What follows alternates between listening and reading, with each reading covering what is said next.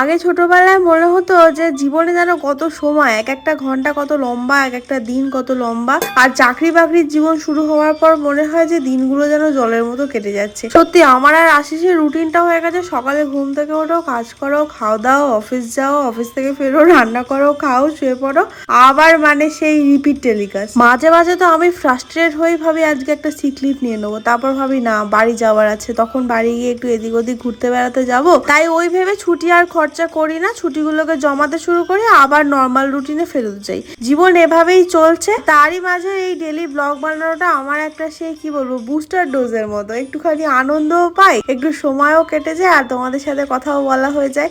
ওই জন্য বলছি ভিডিও ভালো লাগলে আর ওয়েট না করে চ্যানেলটা সাবস্ক্রাইব করে দিও, আর আমার সাথে শেয়ার করো তোমাদের ডেলি লাইফটা কেমন করে কাটে। তোমরাও কি আমার মতো মাঝে মাঝে ফ্রাস্ট্রেটেড হয়ে গিয়ে সিক লিভ নেওয়ার কথা ভাবো? যাই হোক, আবার দেখা হবে পরের ব্লগে। টিল দেন সবাই সুস্থ থেকো, টাটা।